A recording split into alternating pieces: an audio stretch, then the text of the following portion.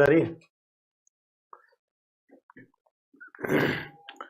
नमस्कार साथियों, मैं अरविंद, स्वागत है आपका आपके अपने परिवार राष्ट्रीय classes A part of Exampur. हम एग्जामपुर कलम से क्रांति। प्यारे साथियों, जैसा कि आपको पता होगा, आज से हम इस शाम वाली क्लास में थ्योरी टॉपिक पढ़ेंगे, जिसमें आपने आज थंबनेल में देखा होगा देशांतर रेखाएं।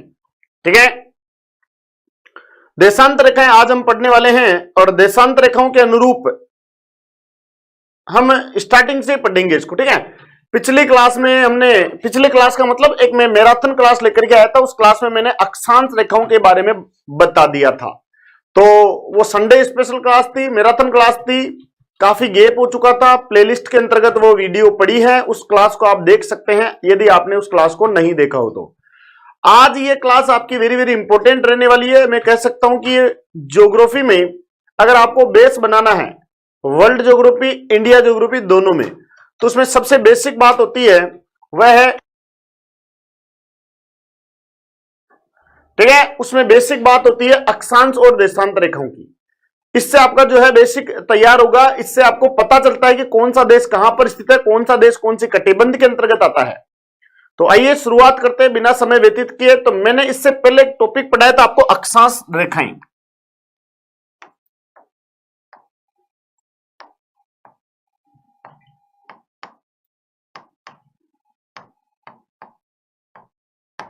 अक्षांश रेखाएं, उम्मीद करता हूं आपने वो लेक्चर लिया होगा, और उसी के बाद आप जो है आज के टॉपिक के अंतर्गत आए हैं। इस टॉपिक को हम कहते हैं देशांतर रेखाएं।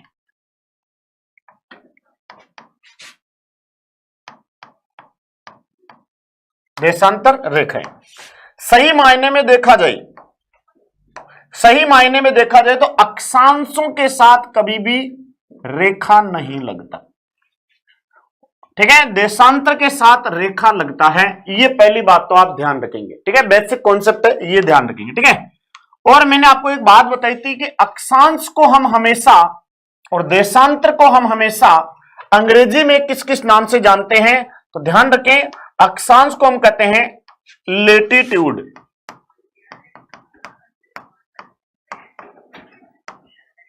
ठीक है, जबकि देशांतर को हम कहते हैं लॉन्गिट्यूड।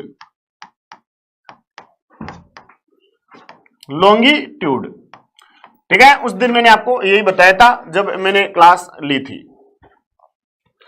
अक्षांश को लेटीट्यूड कहते हैं, देशांतर को लॉन्गिट्यूड कहते हैं। ठीक है, लेटीट्यूड और लॉन्गिट्यूड, इसका मतलब यह हुआ कि पृथ्वी के ऊपर वे रेखाएं, क्या बोला मैंने, पृथ्वी के ऊपर वे रेखाएं, जैसे सपोज डेट ये मैंने पृथ्वी बनाई।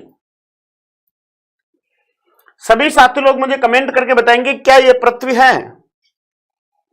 आ जाइए, अक्षांश और देशांतर। जीत यादव बता दीजिए, सिर्फ गाजर का हलवा खा लो। जी जी बिल्कुल खाएंगे, आप आ जाओ पहले इधर। गाजर बाद में खाना, गाजर का हलवा बाद में खाना, पहले ये खा लो। बताइए, ये पृथ्वी है? नहीं, ये पृथ्वी का नक्शा सटीक नहीं है। ठीक है, लेकिन एक समझाने के आधार पर ऐसे बना दिया जाता है। पृथ्वी मूलतः जियोइड आकार की है। ठीक है, जियोइड का मतलब होता है खिचपिच आकार की।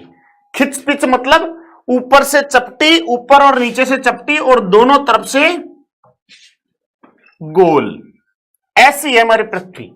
ठीक है, तो ध्यान रखेंगे आप। और इस पृथ्वी के ऊपर वे रेखाएं जो लेटी हुई है, ये आपके सामने, इन रेखाओं को हम क्या कहते हैं, अक्षांश रेखाएं कहते हैं। तो देखो, अक्षांश को अपन अंग्रेजी में क्या कहते हैं, अरे अक्षांश को अंग्रेजी में क्या कहते हैं, लेटीट्यूड।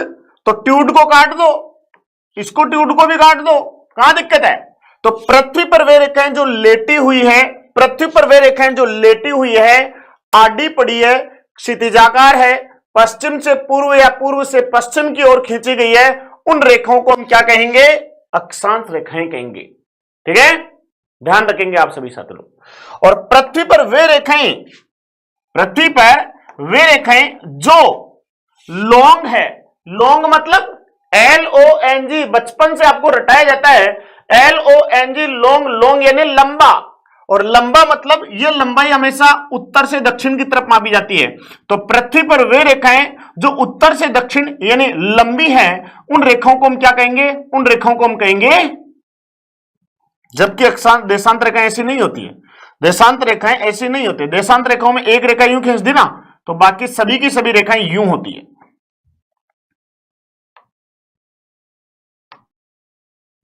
ठीक है, ये देशांत रेखाएं तो लंबी है।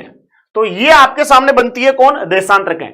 जो गुलाबी कलर से खींची गई उन्हें हम लॉन्गिट्यूड कहेंगे, जो ब्लैक कलर से खींची गई उन्हें हम लेटीट्यूड लाइंस कहेंगे। इसको एक साधारण भाषा में आप समझिए, लेडीज और जेंट्स दोनों के दोनों इसको अच्छे तरीके से समझ सकते हैं कि आपके घर में छबड़ी पड़ी है ना, छबड़ी में प्याज या आलू कोई भी पड़ा होगा, ठीक है, उनमें से प्याज लेकर के आओ एक, उस प्याज की ऊपरी जो सरफेस है उसको छील दो, साइड में निकाल दो, यानी प्याज के कपड़े उतार दो।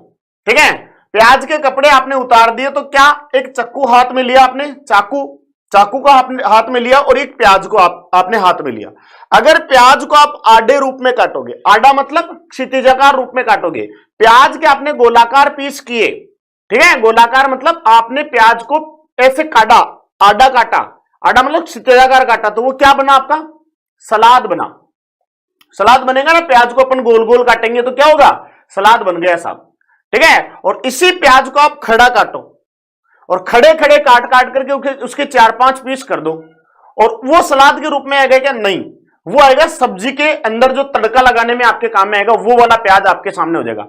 तो प्याज के भी अलग अलग तरीके आपके सामने आ जाते हैं कि प्याज को अगर खड़ा काटोगे तो उससे सब्जी बनेगी, और प्याज को अगर आडा काटोगे तो क्या होगा? वो सलाद के रूप में काम में ले जाएगा। लेकिन आजकल लोग जो है आडा काटो चाहे खड़ा काटो, स्वाद तो वही आना है, लेकिन वास्तविकता में स्वाद चेंज रहता है। ठीक है, आप देखना, इसको साइंटिफिक रीजन इसके अंतर्गत आते हैं बहुत सारे, लेकिन हम नहीं समझ सकते इन चीजों को। ठीक है, हमें तो बस प्याज खाना है, ठीक है, बाद में आपको पता है इसका रिजल्ट क्या होता है। तो मैं आपको जो है इतनी बात समझा पा रहा हूं, तो आप इन चीजों को देख रहे हैं। ठीक है, बताइए, क्लियर है? तड़को लागो, बिल्कुल बिल्कुल। ठीक है, तो प्याज को आप आडा काटोगे तो वो लेटीट्यूड कहलाएगा। लेटीट्यूड मतलब लेटी हुई रेखा, क्षितिजाकार रूप के अंतर्गत। तो चलिए, ये वाला टॉपिक हमारा पूरा हो चुका था, मैंने आपको करवा दिया था। आज हमारा टॉपिक देशांत रेखा है, तो देशांत रेखाओं की परिभाषा से हम शुरुआत करेंगे।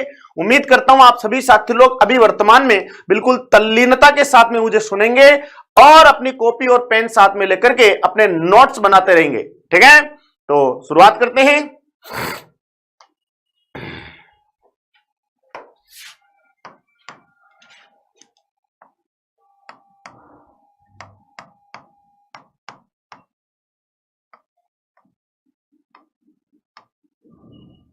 देशांतर रेखा की परिभाषा।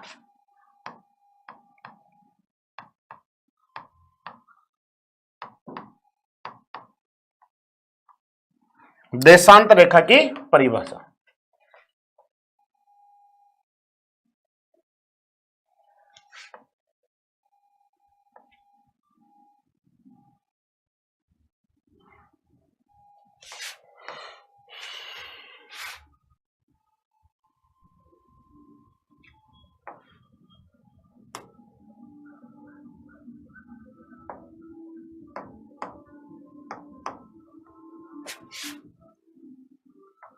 ठीक है, देशांत रेखा की हमें परिभाषा देखनी है।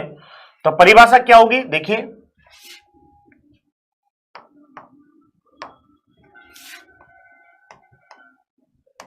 पृथ्वी के केंद्र से समान कोणीय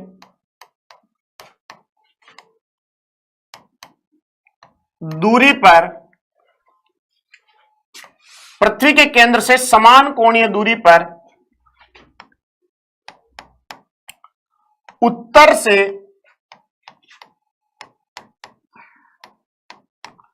दक्षिण की ओर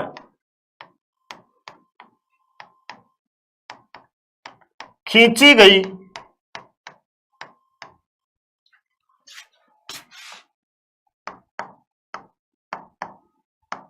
काल्पनिक रेखा को देशांतर रेखा कहते हैं। ठीक है, देशांतर रेखा कहते हैं। तो पृथ्वी के केंद्र से समान कोणीय दूरी पर पश्चिम से पूर्व की ओर खींची गई जो काल्पनिक रेखाएं होती है वो अक्षांश कहलाती है। जबकि यहां पर अगर डायरेक्शन चेंज हो जाए, नॉर्थ टू साउथ या साउथ टू नॉर्थ अगर कोई भी रेखा खींची जाती है तो उसे हम कहते हैं देशांतर। ठीक है, ध्यान रखेंगे आप सभी साथी लोग। लेकिन यहां पर इस कहानी में एक ट्विस्ट आता है। उत्तर से दक्षिण की तरफ खींच रहे हो, कोई दिक्कत नहीं, खींच दो, लेकिन ये कैसी होगी? काल्पनिक होगी। कैसी होगी? काल्पनिक होगी। समझ पा रहे हो मेरी बात को? इमेजिनरी लाइन होगी। इन रेखाओं को हम देख नहीं सकते। ठीक है, इन रेखाओं को क्या नहीं कर सकते? हमें देख नहीं सकते। तो देख नहीं सकते तो आपके दिमाग में एक सवाल जरूर आता है कि सर अगर देख नहीं सकते तो फिर क्यों खींची गई इन रेखाओं को? क्या काम इनका पड़ा? ये रेखाएं हमारे किस काम में आती है अगर इन रेखाओं को हम खींच नहीं सकते हैं तो? बताइए, क्लियर है? शाबाश, बहुत बढ़िया। इसको प्रधान रेखा भी कहते हैं। देव बाबू, अभी इस रेखा पर हम नहीं आए जिस रेखा को आप प्रधान रेखा कह रहे हैं। 0 डिग्री देशांत रेखा को हम प्रधान रेखा कह रहे हैं। ठीक है, उस स्टेप पे मैं आऊंगा। लेकिन यहां हमारे दिमाग में सवाल बनता है, यहां हमारे दिमाग में सवाल बनता है कि अगर काल्पनिक है तो इस रेखा का हमारी इस धरती के ऊपर क्या प्रभाव पड़ा, मतलब क्या जरूरत पड़ी, ऐसी क्या काम करती है ये रेखाएं? तो आइए उसके बारे में मैं आपको बताता हूं। सबसे पहली बात, आपके दिमाग में जो सवाल आ रहा है वो ही आप यहां लिखें, आवश्यकता क्यों पड़ी?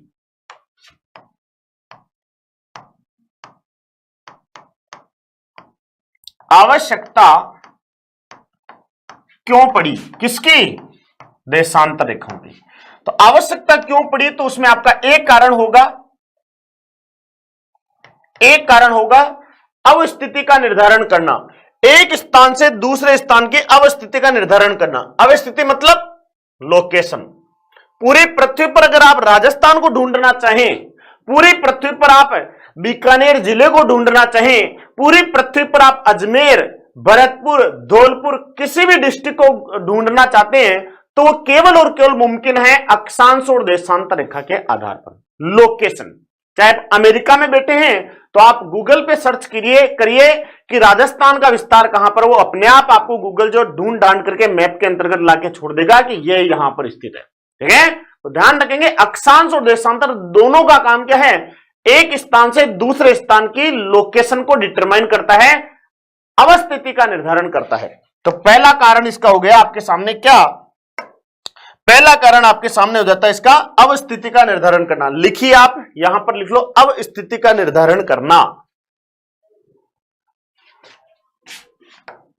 लिखो, पहला कारण क्या हो गया? अवस्थिति का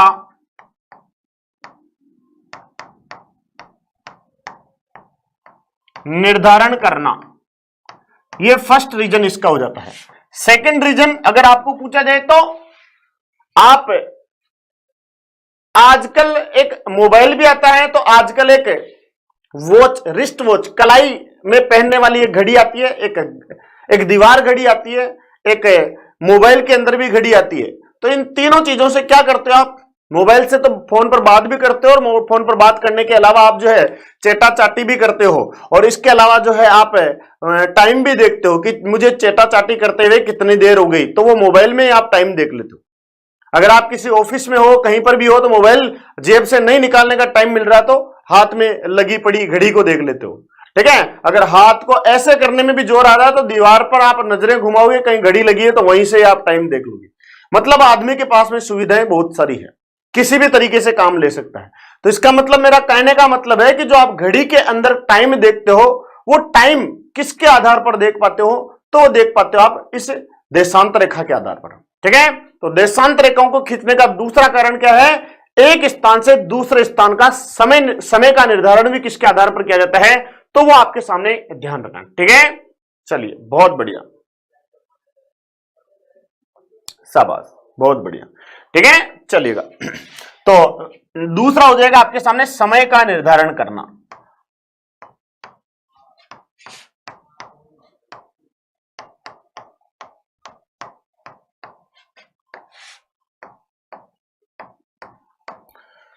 समय का निर्धारण करना, ये इसका दूसरा कारण हो जाता है किसका? देशांत रेखा का। ठीक है, देशांत रेखा का दूसरा कारण आपके सामने हो जाता है समय का निर्धारण करना। अब सवाल आता है, क्या संख्या के आधार पर आपको पूछा जाए कि पृथ्वी पर कुल देशांत रेखाएं कितनी हैं? तो पहला रीजन आपको ध्यान रखना है, पृथ्वी पर कुल देशांत रेखाएं।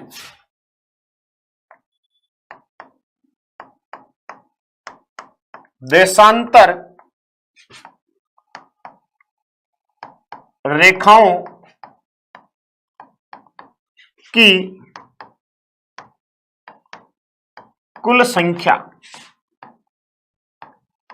ठीक है, देशांत रेखाओं की कुल संख्या कितनी है? तो जिस प्रकार अक्षांश रेखाओं के बारे में सवाल आपसे पूछा गया, ठीक उसी प्रकार देशांत रेखाओं का सवाल आपसे यहां पूछा जा सकता है। तो देशांत अक्षांश में 3 प्रकार के प्रश्न घुमा घुमा के पूछा था कि पृथ्वी पर कुल अक्षांशों की संख्या कितनी है, पृथ्वी पर कुल अक्षांशीय वृत्तों की संख्या कितनी है, पृथ्वी पर कुल अक्षांशीय कोणों की संख्या कितनी है, ऐसे पूछा था ना, पढ़ा था ना आपने मेरे से, याद है कि नहीं है? तो आ जाओ उत्तर दो कि पृथ्वी पर कुल अक्षांशीय वृत्त कितने हैं। उत्तर दो फटाफट से। पृथ्वी पर कुल अक्षांशीय वृत्त कितने हैं? निजाम राठौड़, श्वेता सिनी, चिराग, रामस्वरूप, शैतान राम, देव बाबू, आ जाओ उत्तर दो सभी।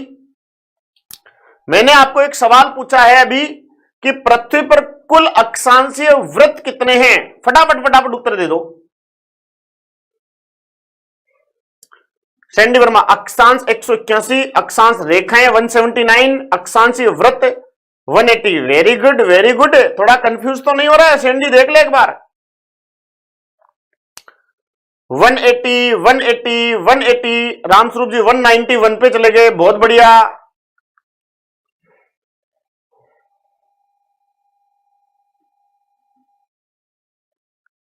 बबलेश कुमार जी, आपको भी नमस्कार, मेरा प्रणाम है। गुरु राम राम।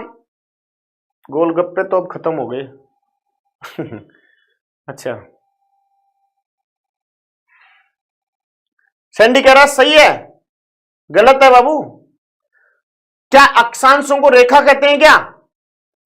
तूने अक्षांश रेखा की संख्या तो लिखी है 179 और अक्षांशीय वृत्तों की संख्या लिखी है 180। एक बार ध्यान से पढ़ो। 191 गलती से हो गया। 181 उत्तर देने वाले सभी साथी लोग गलत हैं। ठीक है, सबने गलत दिया है, सबने गलत दिया है। एक बार वापस पढ़ो। ठीक है, फास्टली रिवीजन में करा दूं एक बार। पृथ्वी पर अगर पूछा जाए कुल अक्षांश कितने हैं, तो उत्तर होना चाहिए 181। पृथ्वी पर पूछा जाए कुल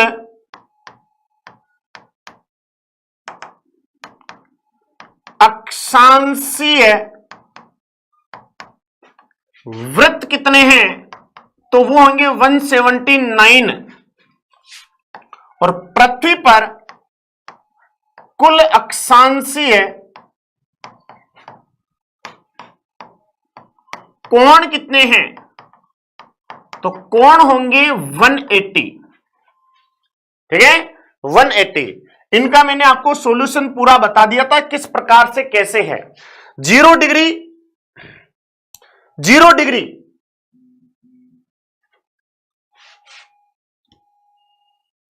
ठीक है, इसके अंदर क्या होता है, पृथ्वी के अंतर्गत अगर आपसे पूछा जाए तो पृथ्वी के अंतर्गत आप सभी साथियों से यहां से सवाल बन सकता है।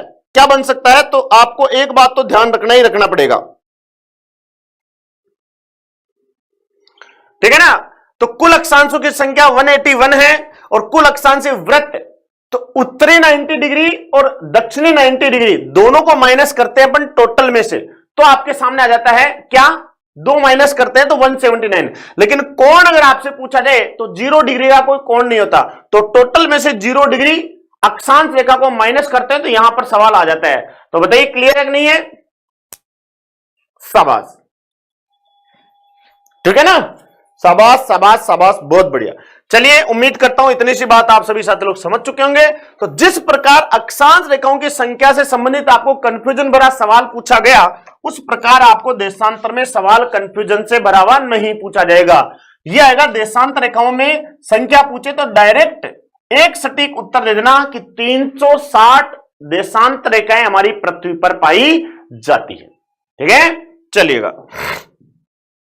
अब आपके सामने सवाल आता है कि अगर आपको 360 देशांतर रेखाएं देखने को मिल रही है तो फिर संख्या देख ली, आवश्यकता क्यों पड़ी, फिर आपको पूछा जाए कि दो देशांतर रेखाओं के बीच के क्षेत्र को क्या कहा जाता है। जैसे देशांतर किसे कहते हैं, लॉन्ग, लंबी होती है ना देशांतर, तो एक और एक, यानी ये 0 डिग्री देशांतर रेखा है, ये 1 डिग्री देशांतर रेखा है, 0 डिग्री और 1 डिग्री, ये आपके सामने 2 डिग्री देशांतर रेखा है। ठीक है, तो इनके बीच के क्षेत्र को क्या कहा जाता है, इनके बीच के क्षेत्र को क्या कहा जाता है, बीच का जो एरिया उसे क्या कहते हैं। तो यहां आपके सामने सवाल आता है कि दो देशांतर रेखाओं के बीच के एरिया को क्या कहा जाता है, तो आप ध्यान रखेंगे गोरे कहते हैं। क्या कहते हैं, गोरे या गोर कहते हैं। तो दो देशांतर रेखाओं के बीच का क्षेत्र क्या कहलाता है, तो वेरी वेरी इंपॉर्टेंट सवाल है। तो उसे हम कहते हैं गोरे कहते हैं। ठीक है, लेकिन एग्जामिनर सवाल अब घुमाए, क्या घुमाएगा, वो कह सकता है कि अक्षांश व देशांतर दोनों के बीच का क्षेत्र क्या कहलाता है। जैसे मैंने अभी थोड़ी देर पहले बताया था, अक्षांश किसे कहते हैं, आडी रेखाओं को, देशांतर किसे कहते हैं, खड़ी रेखाओं को। ठीक है, तो पूरी की पूरी पृथ्वी पर जो भी खड़ी रेखाएं हैं उनको हम क्या कहेंगे, उनको हम कहेंगे देशांतर। जो भी रेखाएं हैं पूरी की पूरी, उन रेखाओं को हम क्या कहेंगे, आडी रेखाओं को हम क्या कहेंगे, अक्षांश रेखाएं कहेंगे। तो ये क्या बना है बताओ, जाल बन गए ना, अरे जंजाल ही बना कि नहीं बना, तो जंजाल बन चुका है अक्षांश और देशांतर। अक्षांश आडी रेखाएं, देशांतर खड़ी रेखाएं। तो जितने भी अक्षांश और देशांतर रेखाएं हैं उन सभी अक्षांश देशांतर को देखा जाए तो हमारी पृथ्वी पर बनता है क्या, एक ग्रिड बनता है। क्या बनता है, ग्रिड। इंग्लिश में कहते हैं ग्रिड, हिंदी में कहते हैं जाल। ठीक है, जाल। तो ये जाली तो बनी है, तो ध्यान रखेंगे आप। अगला सवाल आपको पूछा जाए कि दो देशांतर रेखाओं के बीच की दूरी, दो देशांतर रेखाओं के बीच की दूरी से पहले मैं आपको बताऊं, 0 डिग्री अक्षांश व 0 डिग्री देशांतर दोनों की दोनों पृथ्वी को 2 पार्ट्स में डिवाइड करती है। पता है आपको, पृथ्वी को 2 भागों में यह भी बांटती है, तो पृथ्वी को 2 भागों में यह भी बांटती है। इसे हम भूमध्य रेखा कहते हैं, इसे हम विषुवत रेखा कहते हैं, इसे हम इक्वेटर लाइन कहते हैं, इसी को वृहद वृत्त के नाम से जाना जाता है। जबकि 0 डिग्री देशांतर रेखा क्या करती है, यह भी पृथ्वी को 2 पार्ट्स में डिवाइड करती है। इसे हम ग्रीनविच रेखा कहते हैं, जीएमटी कहते हैं, इसे हम प्रधान रेखा कहते हैं, इसे हम मध्याह्न रेखा कहते हैं, सब कुछ रेखा इसके जीएमटी के नाम से, ग्रीनविच मेरिडियन टाइम के नाम से इसको जानते हैं। तो ये दोनों रेखाएं 0 डिग्री अक्षांश और 0 डिग्री देशांतर आपस में कहां पर मिलती है, मिलती है। ठीक है, तो जहां मिलती है उस महासागर का नाम आता है अटलांटिक महासागर। अटलांटिक महासागर। और ये अटलांटिक महासागर तो बहुत बड़ा है, बड़ा है ना। तो अटलांटिक महासागर के अंदर जो खाड़ी है उस खाड़ी का नाम आएगा गिनी की खाड़ी। गिनी की खाड़ी। और गिनी की खाड़ी है कहां पर? अटलांटिक महासागर में। क्या गिनी की खाड़ी को हम ढूंढने जाएंगे क्या? नहीं। अटलांटिक महासागर में गिनी की खाड़ी की लोकेशन अगर पूछी जाए तो इसका सबसे निकटतम महाद्वीप कौन सा आता है? अफ्रीका। तो अफ्रीका महाद्वीप के कौन सी दिशा में है? तो अफ्रीका के पश्चिम में स्थित है। ठीक है, तो अफ्रीका के पश्चिम में स्थित गिनी की खाड़ी अटलांटिक महासागर के अंदर ये दोनों रेखाएं आपस में एक दूसरे को क्रॉस करती है। कैसे? तो जैसे सपोज दैट ये आपके सामने पृथ्वी मैंने बनाई और इस पृथ्वी को बराबर दो भागों में बांटने वाली 0 डिग्री देशांतर है। ये दो भागों में कैसे? इधर वाला पार्ट है ईस्ट, इधर वाला पार्ट है वेस्ट। तो पूर्वी गोलार्ध और पश्चिमी गोलार्ध, पृथ्वी को दो पूर्वी और पश्चिमी गोलार्धों में बांटने वाली रेखा का नाम क्या है? तो 0 डिग्री देशांतर रेखा। ठीक है, और पृथ्वी को दो भागों में बांटने वाली अक्षांश रेखा जिसे हम कहते हैं 0 डिग्री अक्षांश रेखा, तो वो कहेगी, वो क्या करेगी? इस 0 डिग्री अक्षांश से ऊपर का भाग उत्तरी गोलार्ध और ये दक्षिणी गोलार्ध। इस प्रकार हमारी पृथ्वी के 4 टुकड़े हो जाते हैं। यानी ये दो रेखाएं, अक्षांश और देशांतर, 0 डिग्री अक्षांश और 0 डिग्री देशांतर, ये दोनों रेखाएं मिलकर के हमारी पृथ्वी के कितने टुकड़े करती है? टोटल 4 टुकड़े करती है। देखो, एक टुकड़ा ये, एक टुकड़ा ये, एक टुकड़ा ये और एक टुकड़ा ये। इन चारों टुकड़ों को इनके अलग अलग नामों से जानते हैं। इसे हम उत्तर पश्चिमी गोलार्ध कहते हैं, इसे हम उत्तर पूर्वी गोलार्ध कहते हैं, इसे हम दक्षिण पश्चिमी गोलार्ध कहते हैं और इसे हम दक्षिण पूर्वी गोलार्ध कहते हैं। इन चारों गोलार्धों में से आपने केवल और केवल एक गोलार्ध का नाम सुना होगा, उत्तर पूर्वी गोलार्ध। और उत्तर पूर्वी गोलार्ध में हमारा इंडिया आता है। आप पढ़े होंगे कि पूरी की पूरी पृथ्वी पर हमारा भारत उत्तर पूर्वी गोलार्ध में स्थित है, यानी कि हमारा भारत इस गोलार्ध में आता है। तो ध्यान रखेंगे आप सभी साथी लोग। ठीक है, तो 4 गोलार्धों में से उत्तर पूर्वी गोलार्ध में हमारा इंडिया स्थित है। समझ आ गई बात इतनी सी? तो अब देखो, ये गुलाबी कलर की लाइन और ये ब्लू कलर की लाइन दोनों कहां मिल रही है? ये इस जगह मिल रही है। तो इस जगह का नाम क्या है? गिनी की खाड़ी। वेयर इज गिनी की खाड़ी? Africa continent. और अफ्रीका कॉन्टिनेंट के पश्चिमी भाग के अंतर्गत अटलांटिक महासागर के अंदर ये दोनों रेखाएं आपस में मिलती है। बताइए, क्लियर है कि नहीं है यहां तक की बात? यहां तक की बात समझ में आ गई सभी को? नहीं आ गई? एक बार सभी साथी लोग मुझे कमेंट के अंतर्गत उत्तर दे दीजिए कि सर समझ में आ चुकी है। आगे जो है आप गति, सर कंफ्यूज होगी मत। तो कंचन कंवर क्वेश्चन पूछिए। कंचन कंवर कंफ्यूज कहां हुए बताइए? कंचन कंवर कंफ्यूज या तो इसलिए हुई, मैं आपको आपके कंफ्यूजन होने के 2 रीजन है मेरे पास। या तो आप पूरी तरह से आपने जो है मेरी पहली वाली क्लास नहीं देखी। ठीक है, पहली वाली मतलब अक्षांश रेखा वाली क्लास मैंने आपको पढ़ाई थी, उस क्लास को नहीं देखा आपने। ठीक है, पहली मेरे आइडिया से आपको जो कंफ्यूजन हुई वो ये हो सकता है। सेकंड, आपका जो कंफ्यूजन होने का रीजन है वो ये है कि आप पूरी तरह से, आप शारीरिक रूप से क्लास में हैं लेकिन मानसिक रूप से क्लास में नहीं हैं।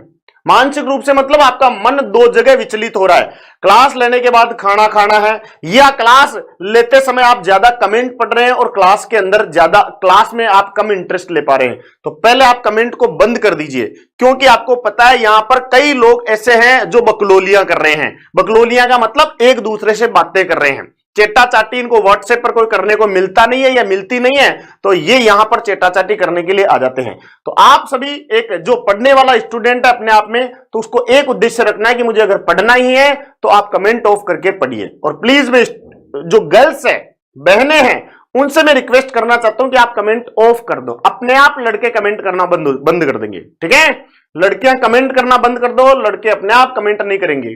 लड़कियां कमेंट करते, लड़कियां मेरे को पूछेगी जी सर समझ में आ गई, लड़के उस लड़की को करेंगे हाय प्रीति कैसे हो, है ना, तो प्रीति जी के पास मैसेज उस लड़के का अपने आप चला जाएगा। ठीक है, तो ध्यान रखेंगे आप सभी। और यदि आप अपनी तैयारी को बिल्कुल शांति से, इत्मीनान से, बिल्कुल सटीक तरीके से करना चाहते हैं तो आप जो है हमारे एग्जामपुर राजस्थान क्लासेज के द्वारा एक बैच लॉन्च किया गया है। और वो बैच कौन सा है आपको पता होना चाहिए। उसके अंतर्गत मैं आपको सबसे पहले कौन से बैच का प्रचार करूं भाई? रीट का प्रचार करता हूं। ठीक है, रीट के बारे में मैं आपको बताऊं तो देखिए, आप रीट की तैयारी कर रहे हैं, अगर आप रीट की तैयारी कर रहे हैं तो मात्र और मात्र 45% का 45% डिस्काउंट के साथ मात्र और मात्र आप क्या कर सकते हैं, 1100 रुपए के अंदर ड्रीम DREAM ड्रीम 45 नाम के डिस्काउंट के साथ, इनोसेंट डिस्काउंट है ड्रीम 45, इस डिस्काउंट के साथ में आप जो है इस कोर्स को आप परचेज कर सकते हैं। ठीक है, तो आप ध्यान रखेंगे, ठीक है ना। और इधर देखिए आपको इस रीट वाले बैच में आपको 100 फ्री मॉक टेस्ट दिए जाएंगे, आप ये काम भी कर सकते हैं इसमें, ठीक है। तो चलिए, अगर रीट की तैयारी नहीं कर रहे हैं, आपका रीट से कोई ताल्लुकात नहीं है, तो आइए आपके लिए मेरे पास दूसरा इलाज भी है। आप ना इसकी तैयारी कर रहे होंगे, फिर रीट से आपका कोई मतलब नहीं है ना, तो आइए फिर आप इसकी तैयारी कर रहे होंगे। क्या है ये देखो, ये आपके सामने धमाका कॉम्बो बैच है। धमाका कॉम्बो बैच सिर्फ 10 फरवरी तक ऑफर है, रात को 12 बजे तक। फिर रहोगे कि सर थोड़ा सा और बढ़ा दो, अब बिल्कुल भी नहीं बढ़ेगा, लास्ट ऑफर है 45%। फिर आपके पैसे जो लगेंगे ना वो धनाधन लगेंगे, अकाउंट से कटना प्रारंभ हो जाएंगे, ठीक है। चलिएगा, गुरुजी देख लो, गुरुजी मुझे पढ़ने नहीं देती है लड़कियां, ये वो फलाना।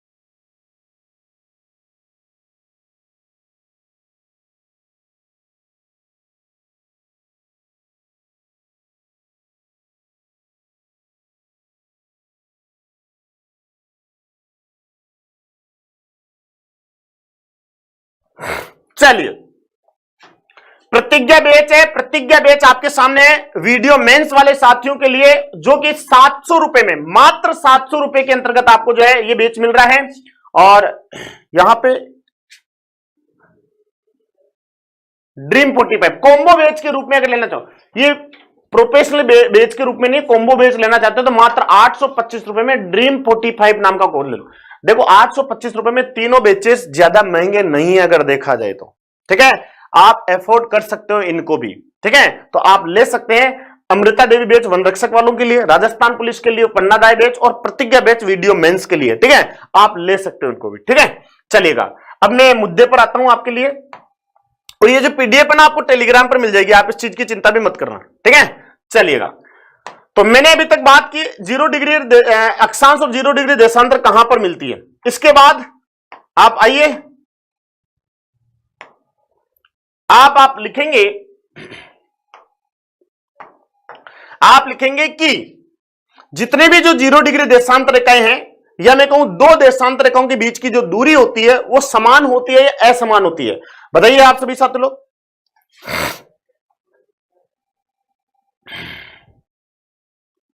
ठीक है,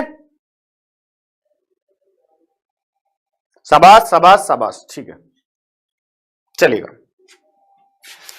तो 2 देशांतर रेखाओं के बीच की दूरी, 2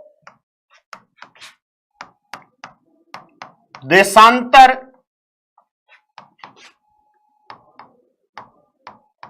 रेखाओं के बीच की दूरी, तो 2 देशांतर रेखाओं के बीच की दूरी कितनी होती है, तो 2 देशांतर रेखाओं के बीच की दूरी होती है असमान, ठीक है, असमान होती है। तो असमान होती है तो फिर हमें इसका विश्लेषण बताना पड़ेगा। तो असमान कैसे होती है, तो ध्यान रखें 2 देशांतर रेखाओं के बीच की दूरी ध्रुवों के ऊपर तो होती है, ध्रुवों के ऊपर तो होती है बिल्कुल 0 किलोमीटर। 0 किलोमीटर का मतलब प्रत्येक देशांतर रेखा आपस में जुड़ी हुई रहती है, पास पास रहती है, तो दूरी नहीं होती, ठीक है। तो ध्यान रखेंगे, और ध्रुवों पर तो इतनी होती है। अगर भूमध्य रेखा की बात की जाए तो भूमध्य रेखा के ऊपर, भूमध्य रेखा के ऊपर जो होती है ये होती है 111.32 किलोमीटर, ठीक है, 111.32 किलोमीटर इनके बीच की दूरी होती है। ठीक है, आप एग्जामपुर राजस्थान क्लासेस नाम का टेलीग्राम चैनल है हमारा, उसको आप आज ही जाकर के टेलीग्राम के ऊपर सर्च कीजिए और आपको जो ये पीडीएफ वहां पर मिलेगी। ठीक है, वहां पर मिल जाएगी। आज अगर ये टॉपिक पूरा हो जाता है तो फिर मैं कल एक नया टॉपिक लेके आऊंगा, एटमॉस्फेयर, वायुमंडल, जो वीडियो वालों के लिए भी इंपॉर्टेंट है और इसमें राजस्थान पुलिस वालों के लिए भी इंपॉर्टेंट है। ठीक है, और रीट के अंदर सेकंड लेवल वाले साथी लोगों के लिए इंपॉर्टेंट है। ठीक है, तो आप वायुमंडल वाले टॉपिक को कल एंजॉय करेंगे। आज हम देशांतर रेखाओं के बारे में पढ़ लेते हैं। अच्छा, एक चीज असमान है, ठीक है, मान लिया सर, कैसे है, तो आप यहां पर देखो, एक जैसे मैंने एक रेखा यहां खींची, इसके बाद ये रेखा खींची, तो एक रेखा यहां खींची, तो मैंने अभी थोड़ी देर पहले एक बात बताई थी आपको कि ये क्या कर रही है, ये 0 डिग्री अक्षांश रेखा है। इसी को हम क्या कहते हैं, इसी को हम कहते हैं भूमध्य रेखा, इसी को हम कहते हैं भूमध्य रेखा। ठीक है, भूमध्य रेखा। तो बताइए भूमध्य रेखा के ऊपर दूरी ज्यादा है कि नहीं है, बिल्कुल ज्यादा है। और ध्रुव, इसे हम कहते हैं नॉर्थ, यानी उत्तरी ध्रुव, नॉर्थ पोल, इसे हम कहते हैं साउथ पोल। ठीक है, साउथ पोल। तो ध्रुवों के ऊपर ये दोनों रेखाएं आपस में मिल रही है ना, देखो ये रेखा यहां जा रही है, ये रेखा भी यहां जा रही है, तो ये रेखाएं आपस में मिल रही है यहां पे, और ये रेखाएं भी आपस में मिल रही है यहां पे, दोनों की दोनों। और इन्हीं रेखाओं को अगर हम भूमध्य रेखा पे देखें तो दोनों रेखाओं को देखो, इन दोनों को यहां पर दूरी ज्यादा हो रही है। तो यहां दूरी कितनी हो रही है, 111.32 किलोमीटर। यहां पर दूरी हो रही है क्या, नहीं हो रही, तो नहीं हो रही तो हम क्या कहेंगे, 0 किलोमीटर। और यहां भी 0 किलोमीटर, तो कहेंगे ध्रुवों के ऊपर इन रेखाओं के बीच की दूरी 0 किलोमीटर होती है और भूमध्य रेखा पर इन रेखाओं के बीच की दूरी 111.32 किलोमीटर होती है। इसका मतलब आप इस डायग्राम के माध्यम से इस लाइन का या इस कॉन्सेप्ट को हम समझ पाए। ठीक बात है। आइए नेक्स्ट आपको बताता हूं। अच्छा, एक सवाल और मैं अगर पूछूं, एक सवाल अगर मैं और आपको पूछूं, क्या भूमध्य रेखा से ध्रुवों की ओर जाने पर, क्या भूमध्य रेखा से ध्रुवों की ओर जाने पर दो देशांतर रेखाओं के बीच की दूरी कम होती है या ज्यादा होती है? फटाफट उत्तर दो, फटाफट उत्तर दो। आपसे क्वेश्चन पूछ रहा हूं मैं और क्वेश्चन का आंसर मुझे फटाफट से दे दीजिए। भूमध्य रेखा से ध्रुवों की ओर जाने पर दो देशांतर रेखाओं के बीच की दूरी कम होती है या ज्यादा होती है? विष्णु मीना घटती है, शाबाश। ये आरएस जाट सारण, क्या हुआ बाबू, क्या दिक्कत आ रही है? कम होती है, कम होती है, कम होती है, वेरी गुड। ज्यादा होती है दिव्या कुमारी, शाबाश।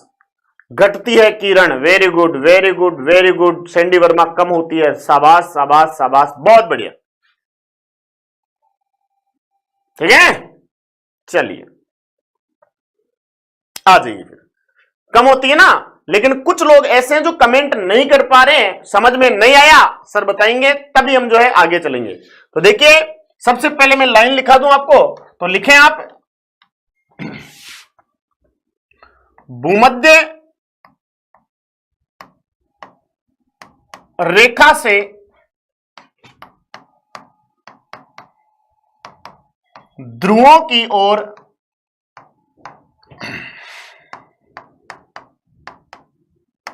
जाने पर दो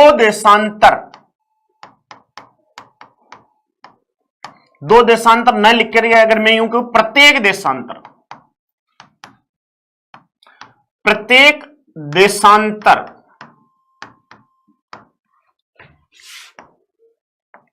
रेखा के बीच की दूरी, ठीक है, भूमध्य रेखा से ध्रुवों की ओर जाने पर प्रत्येक देशांतर रेखा के बीच की दूरी घटती है, जबकि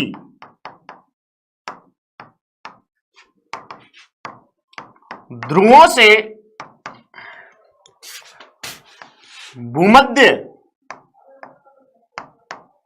रेखा की ओर जाने पर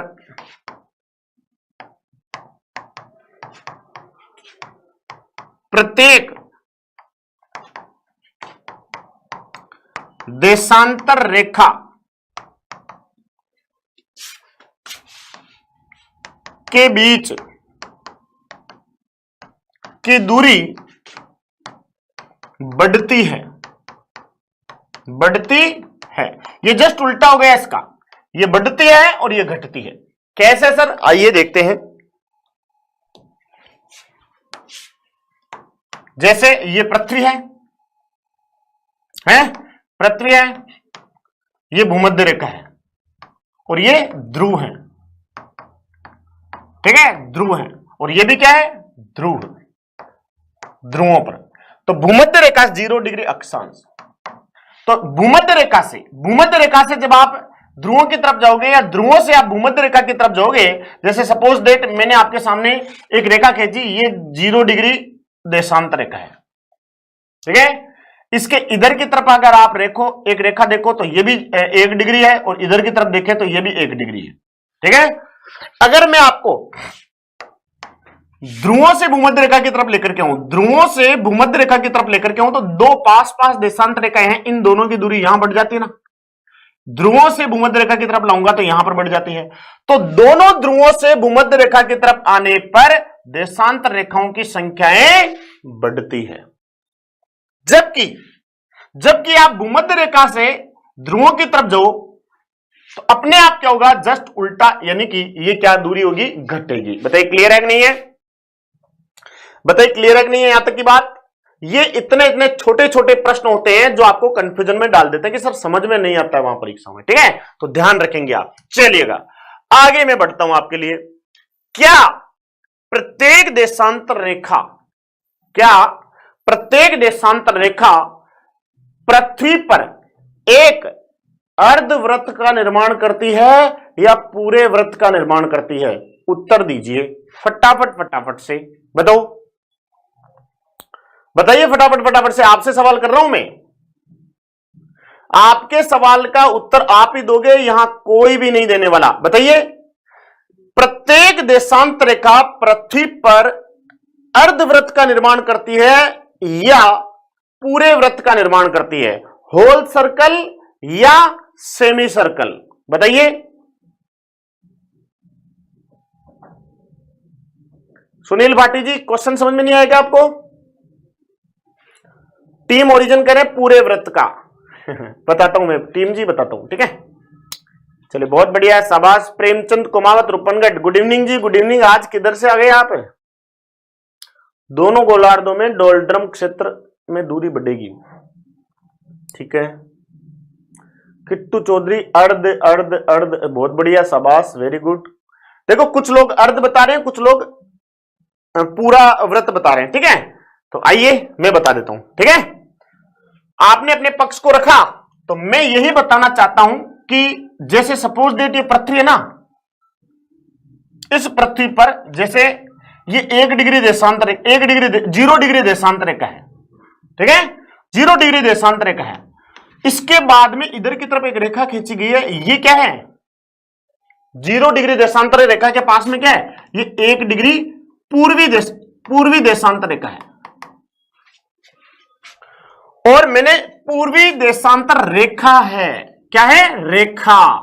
व्हाट इज रेखा और व्हाट इज वृत्त? अगर इसमें आपने अंतर समझ लिया तो आपका उत्तर बिल्कुल राइट होगा। वृत्त किसे कहते हैं? तो एक बिंदु से कोई भी रेखा शुरू होकर के वापस अगर उसी बिंदु पर आ रही है तो उसी को हम क्या कहते हैं, वृत्त कहते हैं। मैथ्स में आपने 8वीं 9वीं 10वीं के अंतर्गत ट्राइंगल की परिभाषा, रेक्टेंगल की परिभाषा, सर्कल की परिभाषा, लाइन की परिभाषा आपको बताई जाती है वहां पे। तो मैंने आपको वृत्त की परिभाषा बताई कि एक बिंदु से शुरू होकर कोई रेखा घूम फिर के अगर वहीं आ रही है तो उसी को हम क्या कहेंगे, वृत्त कहेंगे। जबकि रेखा किसे कहते हैं? तो रेखा कहते हैं कोई भी एक रेखा कोई भी एक बिंदु से एक रेखा शुरू होकर के, एक लाइन शुरू होकर के, यानी कि कोई भी एक लाइन अगर जा रही है और दूसरे बिंदु पर खत्म हो रही है, ये क्या है, ये एंटर पॉइंट है और ये एग्जिट पॉइंट है, यानी कंप्लीट पॉइंट है। ठीक है, तो शुरू होकर के समाप्त दूसरे पर हो रही, वापस उसके पास नहीं आ रहे, तो इसको हम रेखा कहते हैं। इसको हम क्या कहते हैं, रेखा कहते हैं। ठीक है, अब चाहे ये बीच में आडी हो, चाहे टेढ़ी हो, चाहे लेटे, चाहे खड़ी हो, कुछ भी हो, लेकिन दूसरी जगह जाकर के समाप्त हो जानी चाहिए, तो उसी को हम कहते हैं रेखा। तो एक बात ध्यान रखेंगे कि देशांतर रेखाएं हमेशा एक देशांतर रेखा, एक देशांतर का, प्रत्येक देशांतर का अपने आप में पृथ्वी पर एक अर्धवृत्त का निर्माण करती है, सेमी सर्कल का निर्माण करती है, न कि पूरे वृत्त का निर्माण करती है। जस्ट इसके अपोजिट यदि मैं आपको लेटिट्यूड लाइंस के अंतर्गत पूछूं तो लेटिट्यूड लाइन नहीं होती, लेटिट्यूड सर्कल होता है। तो वही हम लिख सकते हैं कि पृथ्वी पर प्रत्येक अक्षांश रेखा एक वृत्त का निर्माण करती है, न कि अर्धवृत्त का निर्माण करती है। समझ आई मेरी बात? तो यहां आपको एक लाइन लिखनी पड़ेगी, अपने नोट्स में ऐड करना पड़ेगा कि प्रत्येक देशांतर रेखा अपने आप में पृथ्वी पर एक अर्धवृत्त का निर्माण करती है, जबकि प्रत्येक अक्षांश रेखाएं पृथ्वी पर क्या करती है, यहां लिखो नेक्स्ट।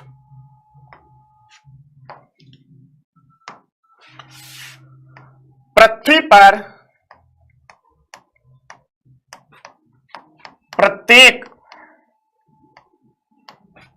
देशांतर रेखा एक अर्ध वृत्त का निर्माण करती है, निर्माण करती है, जबकि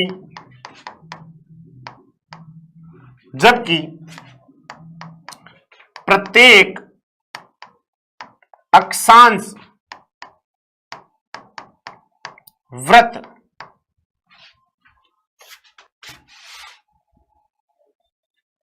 अक्षांश वृत्त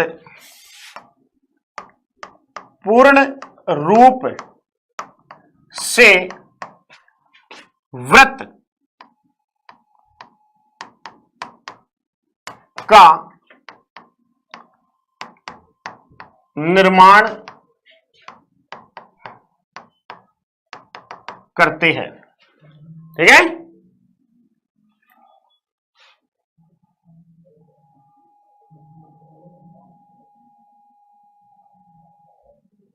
चलिए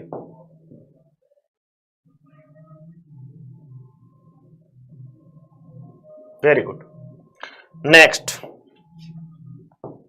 अगली बात मैं आपसे करता हूं। यदि इतनी बात आपको समझ में आ चुकी है तो फिर मैं आपको बताता हूं पृथ्वी पर प्रत्येक, हाँ बिल्कुल बिल्कुल ठीक है। तो ये बात आप ध्यान रखेंगे कि पृथ्वी पर प्रत्येक जो है देशांतर रेखाएं एक अर्धवृत्त का निर्माण करती है। एक अर्धवृत्त मतलब सेमी सर्कल का निर्माण करती है, कौन, देशांतर रेखाएं।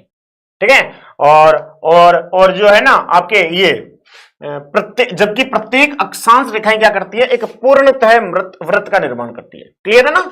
नेक्स्ट एक रेखा आती है, इसे हम कहते हैं 0 डिग्री देशांतर रेखा।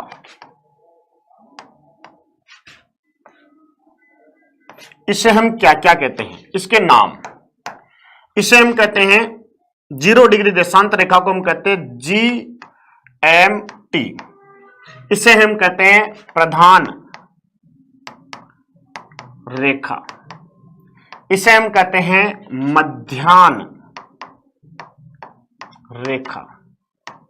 इसे हम कहते हैं ग्रीनविच रेखा। ठीक है, इसे हम कहते हैं ग्रीनविच रेखा। ठीक है, जीएमटी, प्रधान रेखा, मध्याह्न रेखा, ग्रीनविच रेखा। इसके बाद यदि आपसे पूछा जाए इस रेखा को और क्या कहते हैं, तो इसे हम कहते हैं यामयोत्तर रेखा। यामयोत्तर रेखा। ठीक है, लगभग ये नाम इसके आपको देखने को मिलते हैं। ये क्या है, इसके उपनाम है, उपनाम। ठीक है, उपनाम। चलिए उपनाम के बाद में आप हेडिंग डालेंगे नेक्स्ट, ये उपनाम हो गए साहब। उपनाम के बाद में आपके सामने आता है कौन, इसका निर्धारण कब किया गया था, निर्धारण कब किया गया था, तो इसका निर्धारण किया गया था 17 अक्टूबर,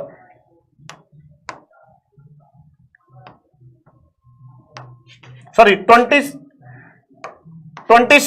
अक्टूबर, 27 अक्टूबर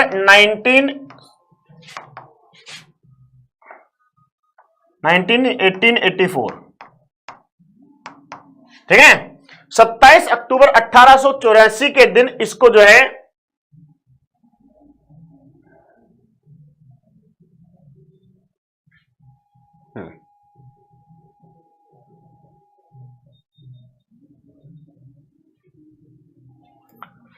तो ये बात ध्यान रखेंगे कि इसका निर्धारण कब हुआ था, 27 अक्टूबर 1884 के दिन।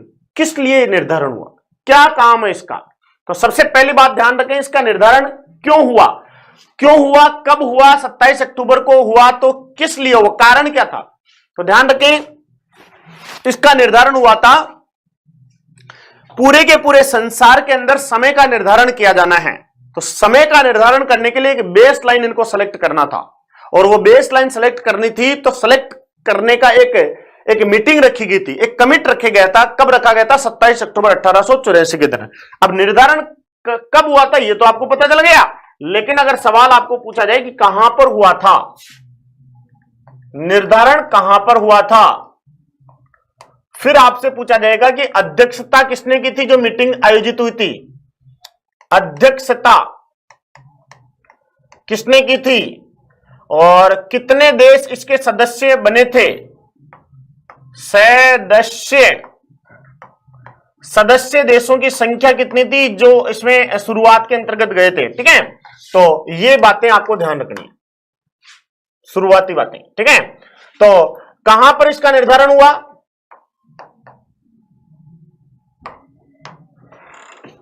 इसका निर्धारण कहां पर हुआ, इसका निर्धारण हुआ था वॉशिंगटन डीसी में, वॉशिंगटन डीसी में। अध्यक्षता किसने की थी, C.A. ऑर्थर ने।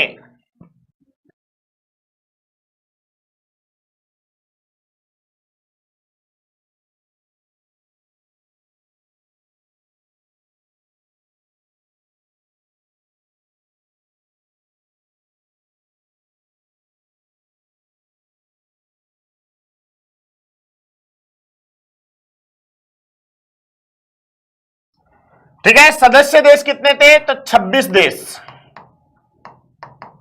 26 देश इसके सदस्य थे, ठीक है। अध्यक्ष कौन थे ये, C.A. ऑर्थर। C.A. ऑर्थर उस टाइम पर तत्कालीन 1884 के अंदर अमेरिका के, वॉशिंगटन डीसी यूएसए की राजधानी है ना, तो अमेरिका के राष्ट्रपति थे उस टाइम पे 1884 में। तो इन्होंने इसकी अध्यक्षता की थी। डिस्ट्रिक्ट ऑफ कोलंबिया, इस डीसी का पूरा नाम आपको पूछा जा सकता है, तो डिस्ट्रिक्ट, डीसी का पूरा नाम डिस्ट्रिक्ट ऑफ कोलंबिया, ये ध्यान रखेंगे, ठीक है, डिस्ट्रिक्ट ऑफ कोलंबिया। चलिए नेक्स्ट, यदि आपसे यहां सवाल पूछा जाए, ठीक है ना, तो ध्यान रखेंगे आप सभी साथी लोग। चलिए बहुत बढ़िया, शाबाश शाबाश शाबाश, ठीक है। अब इस 0 डिग्री देशांत रेखा से रिलेटेड एक सवाल अक्सर आपकी सवाल बनता है परीक्षा में कि ये 0 डिग्री देशांत रेखा कितने देशों से होकर के गुजरती है, कौन कौन से सागर से होकर के गुजरती है, कौन कौन से महासागरों से होकर के गुजरती है, और कौन कौन से महाद्वीपों से होकर गुजरती है ना। सवाल बनता है ना, ऐसा आपके एग्जाम में सवाल बनता है कि नहीं बनता है, बताओ। अरे बोल लो, बिना बोले कैसे काम चलेगा, बोलना तो पड़ेगा ही पड़ेगा। सवाल बने आपके सामने कि ये 0 डिग्री देशांत रेखा कितने महाद्वीपों से होकर गुजरती है, कितने महासागरों से होकर गुजरती है, और कितने सागरों से होकर गुजरती है। समझ आ रही है बात। तो ये बातें आपको आपका एग्जाम मिनर पूछ सकता है, तो वेरी वेरी इंपॉर्टेंट बात है कि नहीं है? बिल्कुल है सर। तो आइए देखते हैं। तो सबसे पहला सवाल, महाद्वीप 3 आते हैं इसमें। कितने आते हैं? 3 महाद्वीप आते हैं। और महासागर कितने आएंगे? वो भी 3 आएंगे। और सागर कितने आएंगे? 2 ही आएंगे साहब। ठीक है, सागरों की संख्या कितनी आएगी? 2 आएगी। सॉरी, 2 नहीं, 1 ही आएगा। तो आइए देखते हैं महाद्वीप 3 कौन कौन से आएंगे। एक महाद्वीप आता है आपके सामने जो 0 डिग्री देशांत रेखा के बारे में। तो महाद्वीप आएगा एक यूरोप, एक आएगा अफ्रीका, एक आएगा अंटार्कटिका। ठीक है। महासागर की बात करें तो महासागर आपके सामने आएंगे। पहला महासागर आपके सामने आता आर्कटिक महासागर, जिसे हम उत्तरी महासागर भी कहते हैं, आर्कटिक महासागर। उसके बाद आएगा अंटार्कटिक महासागर, सॉरी अंटार्कटिक नहीं, अटलांटिक महासागर। पहले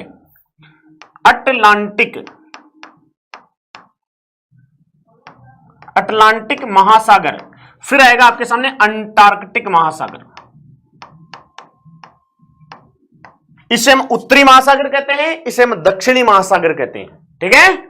तो 3 ही तो महाद्वीप हो गए, 3 ही महासागर हो गए। और सागर कितने हो गए? 1। और वो भी कौन सा? भूमध्य सागर। भूमध्य सागर। बताइए, क्लियर है? शाबाश। क्लियर है कि नहीं है? अनीसा, बाय सर जी, बाय बेटा। लेकिन ऐसे बोल के जाते हैं कि बाय, क्यों ही जाते हो? चुपचाप निकल लिया करो पतली गली से। Daya Panchal, good evening. Good evening जी, गुड इवनिंग, सबको गुड इवनिंग। श्याम दीवाना, राधे राधे। चलिए, बहुत बढ़िया, शाबाश शाबाश। भूमध्य सागर, ठीक है। सुनील, शादी टूट गई।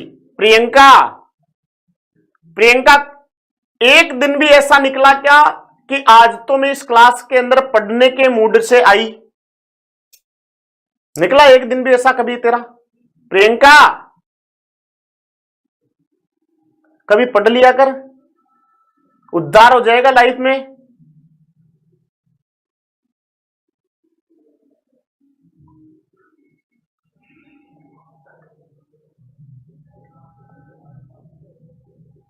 पापा इंतजार कर रहे हैं वहां पे कि बेटी पढ़ रही है, नौकरी लगेगी एक दिन। क्या पापा को इतनी उम्मीद है तेरे से? पापा की परी है, बहुत बढ़िया परी है, देख लिया। शादी टूट गई, बातें कर रही है क्लास में।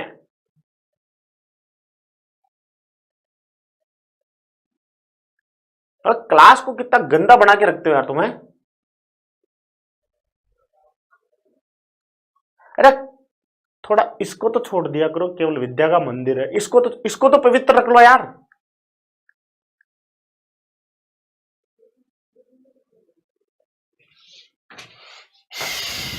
चलिए, हमने महाद्वीप देखे, सागर देखे, महासागर देखे।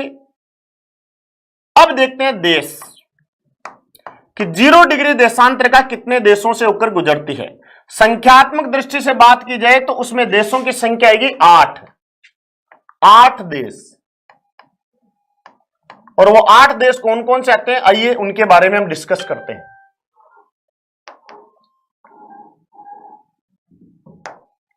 ठीक है, 8 देश।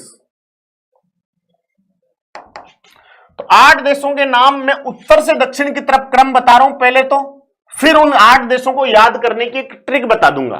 पहले नॉर्थ टू साउथ उन कंट्रीज को याद रखें। ठीक है, उत्तर से दक्षिण की तरफ। तो सबसे पहले जो देश आता है उस देश का नाम आता है इंग्लैंड। इसके बाद में आता है फ्रांस। फ्रांस के बाद आता है स्पेन। ठीक है, चलिए। फिर आता है अल्जीरिया, जो अफ्रीका महाद्वीप का सबसे बड़ा देश है, अल्जीरिया। माली, बुर्किना फासो,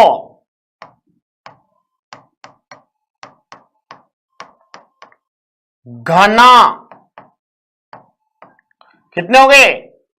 1 2 3 4 3 7, एक आता टोगो, टोगो, ठीक है। अब देखो इसमें अल्जीरिया से लेकर के टोगो तक जो देश आते हैं वो अफ्रीका महाद्वीप के हैं, जबकि ये 3 देश आते हैं यूरोप के, और अंटार्कटिक महाद्वीप का एक भी देश यहां से नहीं गुजरता है, ठीक है। तो उम्मीद करता हूं बात आप सभी साथी लोग समझ चुके होंगे। क्लियर है कि नहीं है यहां तक की बात? शाबाश। अफ्रीका का सबसे बड़ा देश अल्जीरिया, जी बिल्कुल, Algeria is largest country of Africa continent, ठीक है। चलिए नेक्स्ट, अब मैं आपको इसकी ट्रिक बताऊं तो क्या आपको पता है बीएसएफ के जवान क्या करते हैं? सुरक्षा करते हैं। कहां पर करते हैं? गेट के ऊपर करते हैं। गेट कौन सा आपका? इंटरनेशनल बॉर्डर, इंडिया और पाकिस्तान के बीच की। तो आप ध्यान रखें गेट में बीएसएफ, ठीक है, गेट में बीएसएफ। सैंडी वर्मा, मैं पीडीएफ भेज दूंगा बाबू, तेरे पास भेज दूंगा, तेरे पास तो नंबर है रे, तू क्यों फालतू कॉपी पेस्ट करे रे यार? रे रोवे क्यों है? फुटियाडोल पढ़ लो, कमेंट सर में पढ़ लिया। सैंडी मैं तेरे को पर्सनल भेज दूंगा बाबू, पीडीएफ भेज दूंगा, ठीक है, रो मत।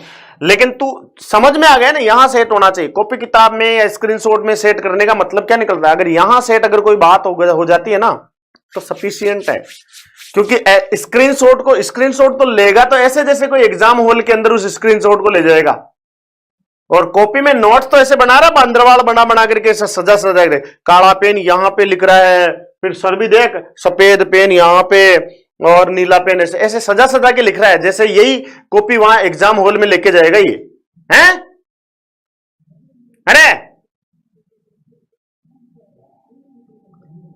यहां सेट कर, यहां, और यहां सेट की हुई चीज कितनी भी वर्ल्ड की कितनी भी हाईएस्ट फ्लाइंग आपके एग्जाम हॉल में आ जाए, आपका बाल भी बांका नहीं कर सकते अगर कोई भी चीज यहां पर सेट है तो, ठीक है। और अगर कोई कारतूस अगर साथ ले गया ना तो फ्लाइंग देखते गुचड़गू करेगा,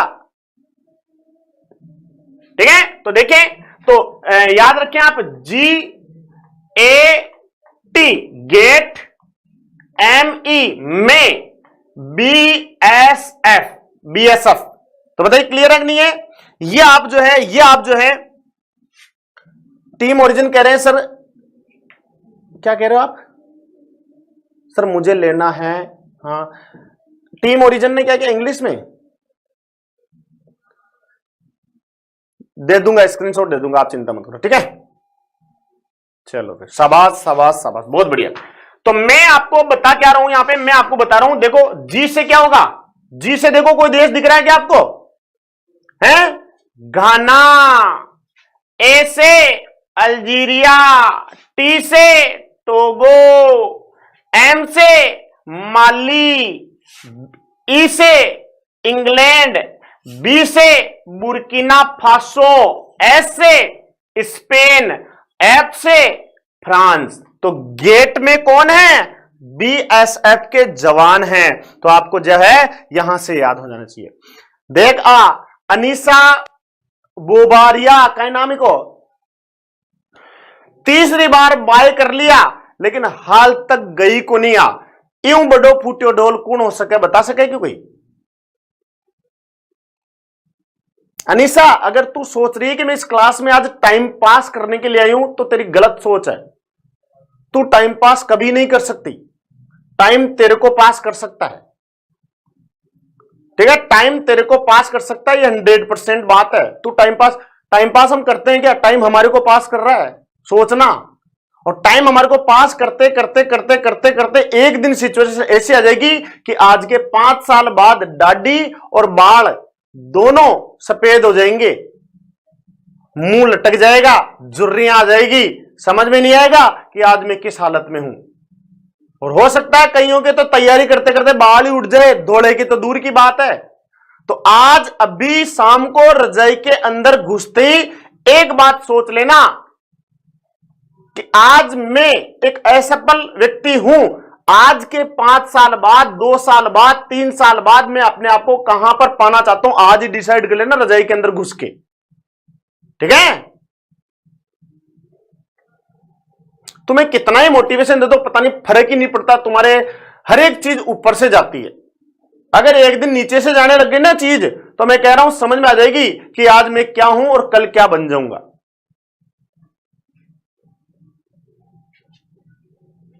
ठीक है, तो ये आपके सामने देश आ जाते हैं। तो आइए अब मैं आपको बताता हूं, जिस प्रकार हमने 0 डिग्री देशांतर रेखा को पढ़ा, ठीक उसी प्रकार एक और रेखा आती है, इसे हम कहते हैं अंतरराष्ट्रीय तिथि रेखा। इंटरनेशनल, अंतरराष्ट्रीय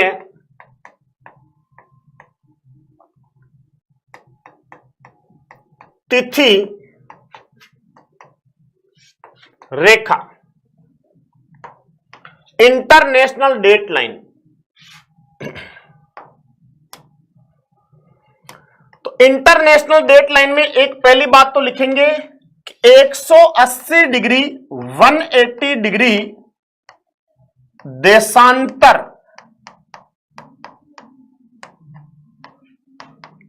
रेखा को ही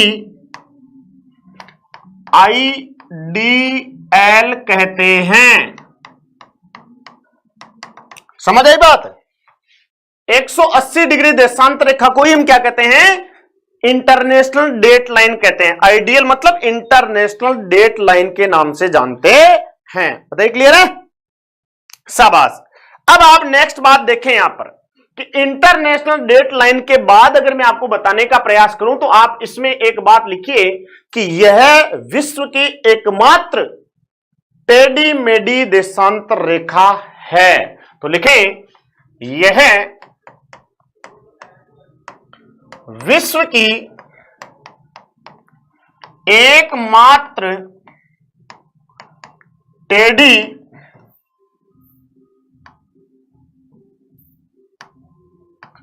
मेढ़ी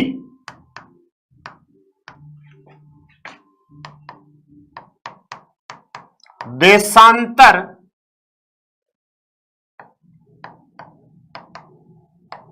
रेखा है।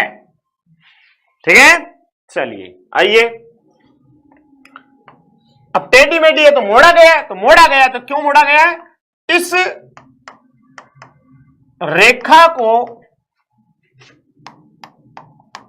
दिनांक, दिनांक मतलब तिथि में पृथ्वी पर अंतराल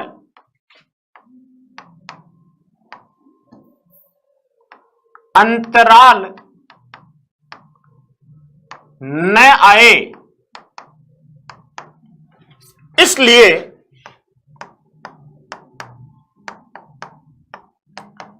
तीन जगहों से मोड़ा गया है। मोड़ा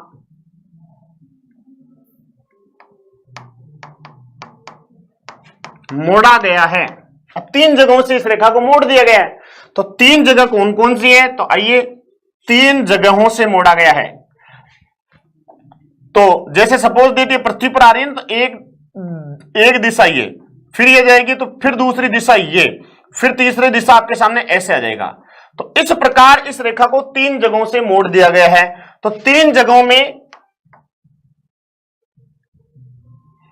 जगहों के नाम आपको पूछे जा सकते हैं। वेरी वेरी इंपॉर्टेंट है तीनों के तीनों नाम। तो पहले आपके सामने आती है बात कि इसको पहला जो प्लेस आता है उसका नाम, इसका नाम आता है बेरिंग।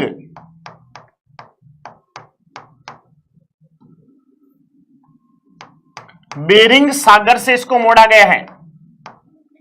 दूसरा आपके सामने आता है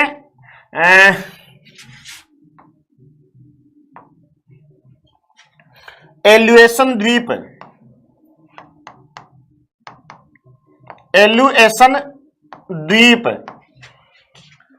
और इस द्वीप का जो नाम आता है वह क्या आता है? इस द्वीप का नाम आप ध्यान रखेंगे, न्यूजीलैंड का, अमेरिका, रशिया, हाँ जी हाँ जी। जनित जी को अभी तक भी कोई बात, तू आप मेरी जीएफ जैसी दिखती हो। अरे जनित न भी सल्टा रे, ये मदन लाल ने तो करियो टाइम आउट, लेकिन जनित न भी सल्टा, एक ज्यादा ही काज चल रही है।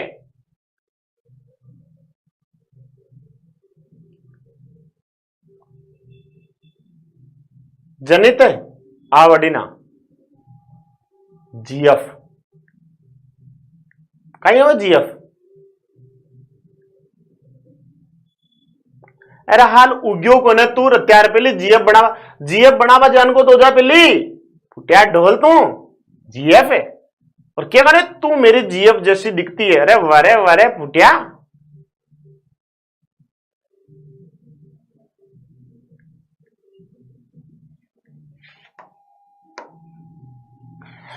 ठीक है। एल्यूएशन द्वीप, इसके बाद आती है न्यूजीलैंड का फिजी द्वीप। फिजी द्वीप तो ये 3 जगहों से मोड़ी गई है। क्यों मोड़ी गई, रीजन क्या है, तिथि में अंतराल नहीं आए हमारी पृथ्वी के ऊपर। तो यहां पर स्थलीय भाग से मोड़ा गया, स्थलीय भाग से गुजर रही थी ना ये। यहां पर देखो आपके सामने, यहां पर आपके सामने जो है एक देश था अलास्का, मतलब यूएसए का अलास्का वाला पार्ट था, तो इसको सागर से मोड़ दिया गया। इधर की तरफ अगर बात करें एल्यूएशन द्वीप के अंतर्गत प्रशांत महासागर से इसको निकाला गया है। तो न्यूजीलैंड का फिजी द्वीप समूह तो इसको हिंद महासागर से निकाल दिया गया। इस प्रकार इसको 3 जगहों से मोड़ दिया गया है, पानी में से निकाल दिया गया, पानी में से निकाल दिया गया। ठीक है,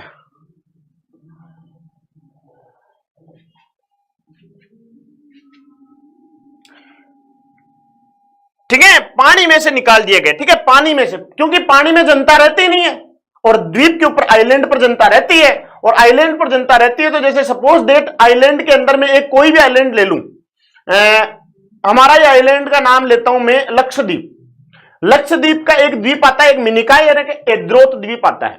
ठीक है, तो वहां से अगर ऐसी कोई रेखा गुजरती है 180 डिग्री या सपोज डेट कोई सी भी रेखा गुजरती हो, तो एंद्रोत पर रहने वाला मिनिकॉय वाले से पूछेगा कि तुम्हारे यहां पर तारीख क्या हो रही है, डेट क्या हो रही है। तो ऐसा कोई अंतराल नहीं है। क्यों, क्योंकि जब आप इस रेखा से पूर्व की तरफ जाते हो तो एक दिन माइनस होता है, एक दिन माइनस होता है, और जब आप इस रेखा से पश्चिम की तरफ जाते हो तो एक दिन प्लस होता है। यानी इधर की तरफ अगर रविवार है तो इधर सोमवार देखने को मिलेगा। ठीक है, इधर की तरफ अगर 9 तारीख है तो इधर की तरफ 10 तारीख देखने को मिलेगी। ये 180 डिग्री देशांत रेखा का कारण आपको माना जाता है, क्योंकि इस रेखा को हम किस नाम से जानते हैं, इंटरनेशनल डेट लाइन के नाम से जानते हैं। ठीक है, आरबी गुज्जर जी कह रहे हैं सर क्लास कब से कब तक चलती है, I am new student sir. आपको मैं बता दूं कि ये क्लास डेली 7 से 8 या 8:30, ठीक है, 7 से 8 या 8:30, यानी 1-1.5 घंटे डेली क्लास होगी। इस क्लास में मैं वर्ल्ड ज्योग्राफी पढ़ाऊंगा सैटरडे तक। सैटरडे के बाद में मंडे से, संडे का थोड़ा रिलैक्स होगा, मंडे से आप सभी साथियों के सामने में इंडियन ज्योग्राफी थ्योरेटिकल रूप से स्टार्ट करने वाला हूं। ठीक है, पूरी इंडियन ज्योग्राफी थ्योरी पढ़ूंगा, क्वेश्चंस नहीं होंगे। क्वेश्चन हमारे केवल और केवल होंगे सुबह 7 बजे से 8:30 बजे वाली क्लास में। ठीक है, और अभी सुबह परिवहन वाला टॉपिक चल रहा है। आज जो है थोड़ा तबीयत खराब थी, माथा दुख रहा था, ठीक है, हेडेक हो रहा था, तो टेबलेट लेके ऊंची टांग करके पढ़ाता मैं तो। ठीक है, और तुम यहां पर इंतजार कर रहे थे सर आ जाओ आ जाओ आ जाओ, है ना। जो हमारा ट्रांसपोर्ट वाला टॉपिक पढ़ा रहा था ना मैं, तो वही पढ़ाऊंगा, चलता रहेगा वो टॉपिक थ्योरेटिकल क्वेश्चंस के तरीके से। तो चलिए शुरुआत करते हैं अपन वापस से हमारे इसी टॉपिक पर आते हैं। तो अंतरराष्ट्रीय तिथि रेखा, उम्मीद करता हूं अंतरराष्ट्रीय तिथि रेखा समझ में आ गई। शाबाश शाबाश शाबाश, बहुत बढ़िया। भारती मीना कह रहे सर जी रीट रद्द होगी। ठीक है, चलेगा चलेगा, बहुत बढ़िया, शाबाश। इंटरनेशनल डेट लाइन के बारे में समझ में आ गई। तो चलिए फिर अब मैं आपको बता देता हूं किसके बारे में, अब मैं आपको बता देता हूं भारतीय मानक समय रेखा के बारे में। जरूरी भी है क्योंकि हम भारत के अंदर रहते हैं। तो आइए, भारतीय IST, भारतीय मानक समय, इंडियन स्टैंडर्ड टाइम, भारतीय मानक समय। चलिए फिर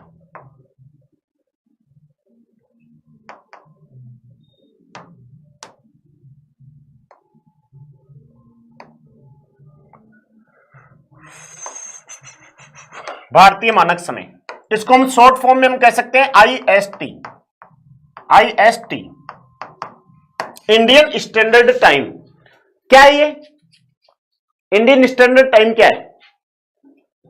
यानी विश्व का समय का निर्धारण करने के लिए हम 0 डिग्री देशांत रेखा के पास जाएंगे, तो भारत का समय निर्धारण करने के लिए हम आईएसटी के पास जाएंगे, इंडियन स्टैंडर्ड टाइम के पास जाएंगे। यानी इस रेखा पर जो समय होगा वह संपूर्ण भारत में समय होगा, और 0 डिग्री देशांत रेखा पर समय होगा वह संपूर्ण विश्व में समय होगा। उम्मीद करता हूं बात समझ में आ चुकी है। इसका मतलब क्या है? तो क्या प्रत्येक देश की मानक समय रेखा यही है क्या जो मैं अब बताऊंगा? ना, प्रत्येक देश की मानक समय रेखा अलग अलग होती है, और इस रेखा का निर्धारण उस देश के देशांतरी विस्तार के आधार पर किया जाता है। समझ में आई बात? नहीं आई? समझ में तो तभी आएगी जब आप लिखोगे। तो आइए, सबसे पहली बात आप लिखें, यह रेखा प्रत्येक देश की अलग अलग होती है। क्लियर है? प्रत्येक देश की अलग अलग होती है।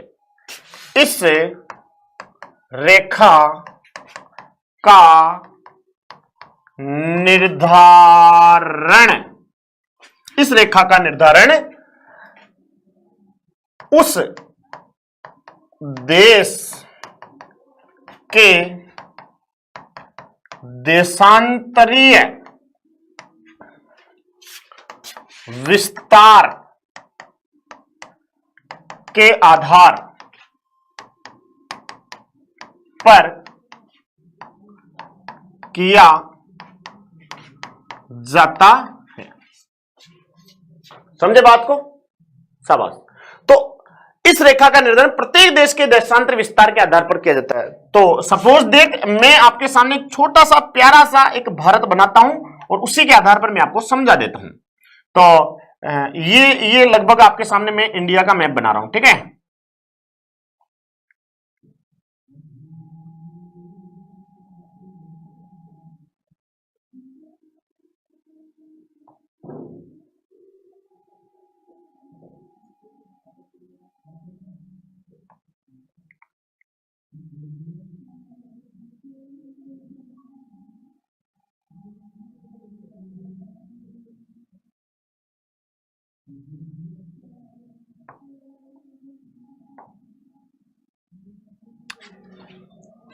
ठीक है, ये लगभग भारत हमारा तैयार।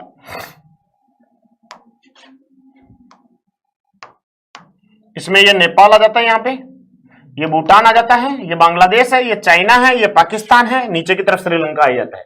तो भारत का देशांतर विस्तार, देखो शब्द क्या लिखा मैंने यूज किया है, देशांतरीय विस्तार के आधार पर। तो भारत का देशांतर विस्तार कहां से कहां तक है? यहां से यहां तक। तो मुझे अब यहां बताने की जरूरत नहीं कि देशांतर किसे कहते हैं, खड़ी रेखा को कहते हैं, लॉन्गिट्यूड, लॉन्ग रेखा को हम जो है देशांतर विस्तार कहते हैं। तो बताइए, मुझे बताइए, आप जो है, आप मुझे बताइए कि देशांतर विस्तार कितना है हमारे इंडिया का? बताइए, भारत का देशांतर विस्तार कितना है? आप मुझे उत्तर बताइए, मुझे आपसे यह जानना है।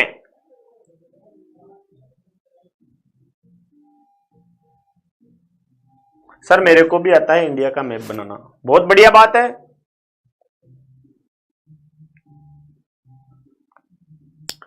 कोई बताइए, तन्नू आता है तो क्या करूं? गोल्डन मेडल दूं, गोल्ड मेडल दूं? जब मैं सवाल पूछ रहा हूं कि भारत का देशांतर विस्तार बताइए, तो मैं ऐसे पूछा ना कि किस किस को भारत का नक्शा बनाना आता? मैंने ऐसे पूछा क्या? तन्नू जहांगीर, जो मैंने पूछा उसका जवाब दे बाबू, आजा। भारत का बताना, भारत का।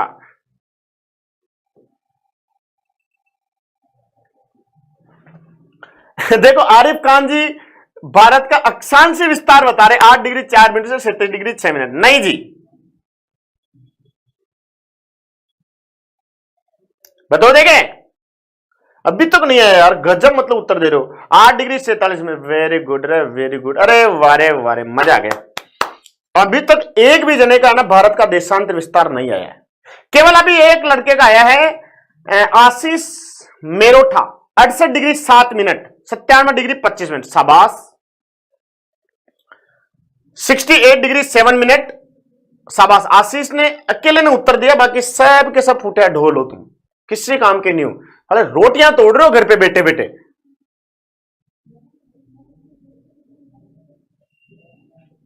ठीक है, चलिए। तो भारत का देशांतर विस्तार कितना है? 68 डिग्री 7 मिनट पूर्वी देशांतर, ईस्टर्न लॉन्गिट्यूड से लेकर के 97 डिग्री 97 डिग्री 25 मिनट 25 मिनट पूर्वी देशांतर, ये भारत का देशांतर विस्तार है। तो इसी के आधार पर हमारी जो है भारत की मानक समय रेखा का निर्धारण कैसे, वो तो करो। इन दोनों को माइनस करो, माइनस मतलब डिफरेंस निकालो इसका। कैसे निकालोगे साहब? 97 डिग्री 25 मिनट, इन दोनों में से आप 68 डिग्री 07 मिनट को जब आप माइनस करोगे तो आपके सामने निकल कर आएगा 29 डिग्री 18 मिनट, 29 डिग्री 18 मिनट निकल करके आएगा, इन दोनों का डिफरेंस। तो आप जैसे कहते हो कि पृथ्वी के ऊपर हमारे 24 घंटे होते हैं, दिन और रात 12-12 घंटे का होता है, क्या वास्तव में होता है? ना। 23 घंटे 56 मिनट 48 सेकंड का हमारा एक दिन बनता है, जिसे हम राउंड फिगर में कितना लेते हैं? 24 घंटे। उसी प्रकार मैं यहां पर अगर 29 डिग्री 18 मिनट को मैं राउंड फिगर के अंदर लेकर के बोलूं तो क्या कह सकता हूं? 30। अरे 29 डिग्री 18 मिनट को मैं कह सकता हूं क्या कि भारत में टोटल लॉन्गिट्यूड लाइंस कितनी हैं? 30। 30 देशांतर रेखाएं हैं, 30 देशांतर रेखाएं हैं। तो अब भारत का मानक समय निकालना है तो कैसे होगा? इन दोनों के बीच का भाग निकालना पड़ेगा आपको। कैसे? इसको इससे माइनस किया, 30 निकला, 30 का 2 भाग करो। जैसे मैंने आपको बोला ना 29 डिग्री 18 मिनट आया तो मैंने 30 निकाला, 30 का 2 हो गया, 30 का मतलब 2 भाग करना है, तो 2 को हम 2 एकम 2 और 15, यानी 15 दूनी 30। एक तरफ 15 रेखा है, एक तरफ 15 रेखा है, तो बीच की एक रेखा निकाल दी मैंने।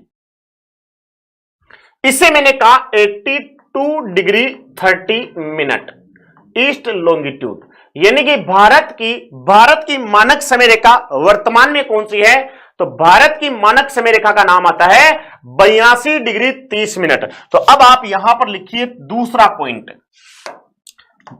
पॉइंट, आप यहां लिखिए भारत की मानक समय रेखा का नाम क्या है? बताओ। 82 डिग्री 30 मिनट, 82 डिग्री 30 मिनट, क्या आएगा आगे? ईस्ट लॉन्गिट्यूड, यानी पूर्वी देशांतर, ईस्ट लॉन्गिट्यूड पूर्वी देशांतर, न कि पश्चिमी देशांतर। बताइए क्लियर है? कैसे निकाला ये क्लियर है क्या? ये तो फैक्चुअल डेटा हुआ 82 डिग्री 30 मिनट, लेकिन निकाला कैसे ये पता है ना? ये ऊपर वाली लाइन के हिसाब से भारत के देशांतर विस्तार के आधार पर हमने निकाला, बीच का मध्य निकाला। कुल देशांतर का 30 है, 30 का आधा किया, 15-15 दोनों तरफ, यानी 82 डिग्री 30 मिनट के इधर की तरफ 15 रेखाएं हैं, इधर की तरफ देखो तो 15 रेखाएं। आप गिनती बोल के देख लो, चाहिए आप पॉइंट डिग्री के बाद की मतलब 68 के बाद 68, 69, 70, 71, 72, 73, 74, 75, 76, 77, 78, 79, ठीक है, 79, 80, 81, 81 कितने पर है? 14 पर। लेकिन मैंने अब 68 से गिनती चालू की है, 68 से चालू की, पॉइंट के बाद तो मैंने किया ही ना, तो 14 तो यूं ही आ गई है। और फिर बाद में आप 82 के ऊपर चलोगे तो फिर बाद में, क्योंकि प्रॉपर अपना 30 नहीं निकाला, मैंने निकाला 30 था, लेकिन प्रॉपर 30 था, 29 डिग्री 18 मिनट था, तो पॉइंट के बाद वाली संख्या को हमने यहां पर ऐड नहीं किया। उम्मीद करता हूं अब आप, सर क्लास कब है दिनेश कुमार जी, कब है मतलब?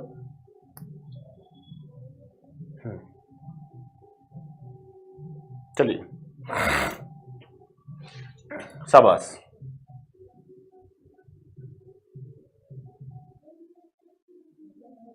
क्लियर है? नमस्ते नमस्ते सौरभ मंडावत, नमस्ते। तो चलिए फिर नेक्स्ट आपको मैं बात बताता हूं यहां पे। अब मेरे को इसके बारे में क्या बताना पड़ गया? हाँ, 82.5 डिग्री 30 मिनट EL रेखा भारत के 5 राज्यों से होकर गुजरती है,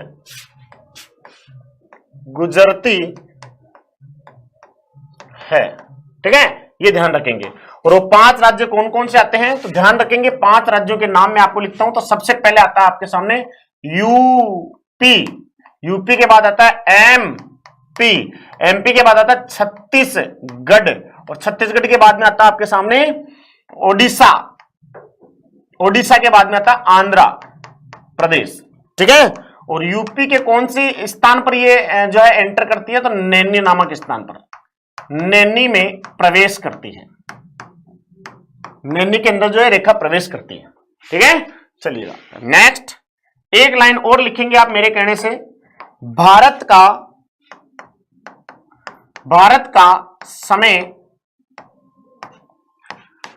लंदन के समय से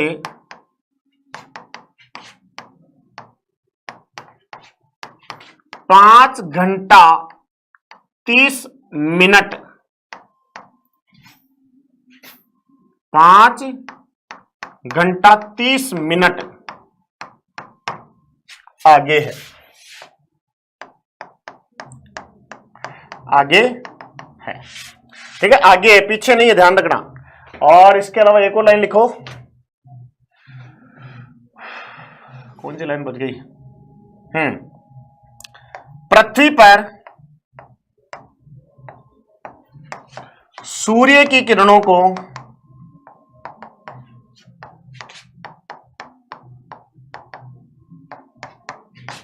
एक डिग्री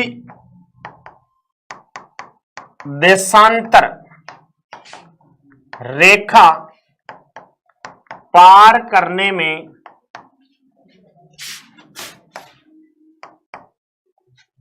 4 मिनट का समय लगता है। 4 मिनट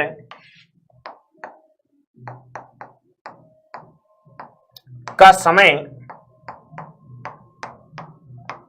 लगता है, ठीक है। भारती मीणा कह रही है कि सर रीट रद्द होगी, अब क्या करें? रीट रद्द वैसे अभी, अच्छा, एप क्लास टाइम 1 से 2, वीडियो वनरक्षक वालों के लिए 1 से 2 का टाइम है, वीडियो वनरक्षक और राजस्थान पुलिस वालों के लिए। लेकिन अब इस बैच में आने से कोई मतलब नहीं है, अगर आपको लाइव क्लास लेनी है तो, ठीक है। इस बैच को आप ले रहे हो तो मात्र मेरी 5 या 4 क्लासें और रही है उसमें, ठीक है। 10 तारीख 11 तारीख पहले, क्योंकि उसमें केवल 2-3 टॉपिक रहे हैं। एक परिवहन वाला टॉपिक रहा है, एक पर्यटन वाला टॉपिक रहा है, एक राजस्थान की जनजाति और अर्थव्यवस्था वाला टॉपिक रहा है। तो लगभग 1-1, 2-2 दिन के टॉपिक हैं। एक टॉपिक को 1-1, 2-2 दिन में मैं पूरा कराऊंगा, तो लगभग जो है कंप्लीट होने वाला है सिलेबस। अब आप नए ज्वाइन होना है तो लैब असिस्टेंट, महिला सुपरवाइजर और LDC ऐसे बैच के अंदर आप ज्वाइन हो जाइए, तो वहां पर आपका क्लियर हो जाएगा। रीट वाले बैच में आ जाओ। रीट में तो अभी हालांकि मेरी ज्योग्राफी स्टार्ट नहीं हुई है, ठीक है, रीट में तो अब होगा। बिल्कुल बिल्कुल दीपिका, आपका स्वागत है, दीपिका धाकड़, मैं भी आगी, चलो आ जाओ, ठीक है। सर मारो टॉपिक वायुमंडल वालों काल कराऊं बेटी, काल कराऊं, ठीक है। सैंडी वर्मा काल कराऊं आप, ठीक है। और भारती मीणा कह रही ना, भारती मीणा रीट रद्द होगी। देखो इस तरीके से रीट रद्द हुई है, इसको मतलब ये गलत हुआ। वैसे तो अगर देखा जाए तो गलत हुआ है। एक तरह से आपको 62,000 रुपए पद दिया तो मतलब युवा लालच में आ गए, एक लॉलीपॉप आपको दिया गया है वास्तविकता के अंतर्गत देखा जाए तो, ठीक है ना। अगर सीबीआई जांच होने के बाद रद्द होती ना तो इस गवर्नमेंट को अपनी औकात पता पड़ती। औकात तो वैसे गवर्नमेंट की कोई इज्जत होती है कि इनकी, अभी जो गवर्नमेंट है उसकी इज्जत थोड़ी है, ठीक है। और देखो एक तो चोरी ऊपर से सीना जोरी, और कौन? डोटासरा साहब। जब एसओजी ने कह दिया कि बड़े लेवल पर इसमें धांधली हुई है, फिर भी भाई साहब कह रहे हैं कि सबूत लेके आओगे। मतलब ये भाई साहब देखो इनको, तो ये आप कह सकते हो, कुछ कह नहीं सकते यार। एक मरण किसका है? टोटल मिलाकर के मरण युवा का है, गरीब का है, और किसी का मरण नहीं है। अमीर और अमीर होता जा रहा है, गरीब और गरीब होता जा रहा है, और गरीब को मारने वाला कौन है? अमीर ही है। ठीक है, तो एक वही बात है। तो चलिए फिर, उम्मीद करता हूं आज की क्लास आप सभी साथियों को पसंद आई होगी। मुझे आज के मिस पोयम स्टेटस कह रही है सर जी स्क्रीनशॉट लेना है। भारती मीना कह रही है कि सर मेरे नंबर अच्छे आ रहे थे, मैंने मेहनत की थी। भारती मीना रुक, तू तो केवल मेहनत ही करी ना, केवल मेहनत ही करी ना। मेरी बात सुन, मेरी बात सुन, किरोड़ी लाल जी को भाषण सुनेगी आज। जो बंदा पैसा दिया ना रीट में लागबा के लिए, जितना भी लाख दिया, 15 लाख 10 लाख जो भी लागबा के लिए दिया, ठीक है ना, तारी तो मेहनत ही की है। मेहनत कभी बेकार नहीं जाती, कोशिश करने वाले की कभी हार नहीं होती। बी पॉजिटिव, ये मेहनत आज नहीं तो कल रंग लेके आएगी। लेकिन जिसने पैसे देकर के नौकरी लगने का प्रयास किया फिर भी उसकी नौकरी नहीं लगी, और वो नौकरी नहीं लगी है, तो इसका मतलब उसका पैसा तो वापस नहीं आएगा ना। मेहनत आपकी रंग ला सकती है भारती मीना, ध्यान रखना। 15 लाख रुपए दिए और पेपर में घोटाला करके 140 नंबर प्लस उसके आ रहे थे, फिर भी उसका सिलेक्शन नहीं हुआ। इसका मतलब क्या हुआ? मेहनत से वो 140 नंबर से पार नंबर नहीं लेके आया, पैसे देके 140 प्लस नंबर आ गए, फिर भी गवर्नमेंट ने उसको सिलेक्शन रीट के अंतर्गत नहीं दिया। इसका मतलब क्या हुआ? उन्हीं लोगों ने जो है इसका भांडा फोड़ दिया कि भाई साहब ये पेपर आउट हुआ था, हमने पैसा दिया था, ये जालसाजी हुई थी। तो आप जो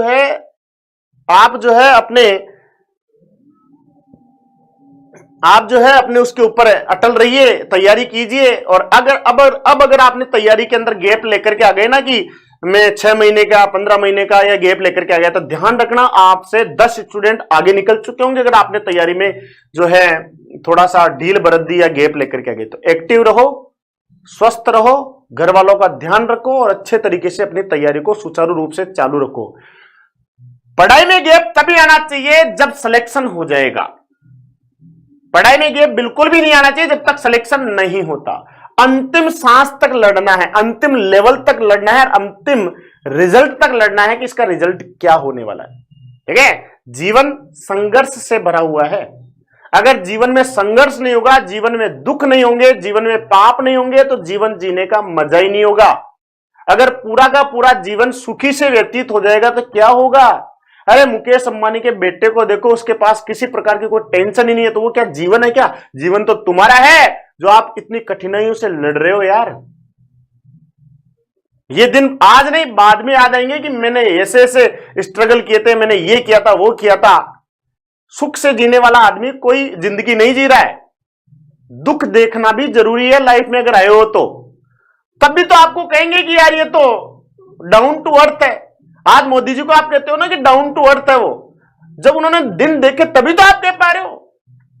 आप देखे मुकेश अंबानी के बेटे को कहो कि डाउन टू अर्थ है, वो तुम्हारा ढोल फोड़ देगा, फूटिया ढोल। मेरे बाप ने इसलिए कमाए क्या कि तुम मुझे डाउन टू अर्थ कहो, हैं? तो स्माइल के साथ में अपनी तैयारी को और उन किताबों को वापस खोलो जिन पर धूल जम चुकी है, और अपनी तैयारी को गति प्रदान करना शुरू कर दो। ठीक है ना? ये और आजकल यार इतनी सुविधा आपके पास में है। पहले तो चलो एक कोचिंग हुआ करती थी ऑफलाइन, आज मात्र और मात्र 1000 से 500 रुपए के अंदर आपकी जेब के अंदर 10 टीचर बैठे रहते हैं। आपकी जेब में 10-10 टीचर आपकी जेब में बैठे रहते हैं, मात्र 1000 रुपए 500 रुपए में। जब भी मिलो तो उस टीचर को कह सकते हो आप कि देखो भाई साहब तुम अगर जेब में रहो कहीं औकात था कि कह सको ना। 1000 से 500 रुपए की कोई वैल्यू नहीं होती, लेकिन वो 1000 से 500 रुपए में आपका जो टीचर आप उसको जेब में रखते हो। जब इच्छा हुई आ जाओ, ज्योग्राफी पढ़ा, मैथ पढ़ा, रीजनिंग पढ़ा, पॉलिटी पढ़ा, हिस्ट्री पढ़ा, फलानी पढ़ा, डिमकानी पढ़ा, मात्र इतने रुपए में। और फिर भी आप जो है समझ पा रहे हो ना मेरी बात को? आजकल सुविधाएं बहुत है, बस मेहनत करने वाली की जरूरतें हैं, और वो मेहनत करने वाले पता नहीं कहां विलुप्त हो चुके हैं। टीचर है ना, टीचर स्टूडेंट से ज्यादा मेहनत कर रहा है।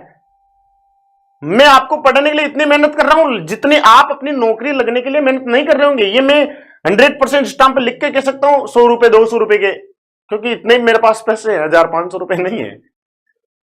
ठीक है,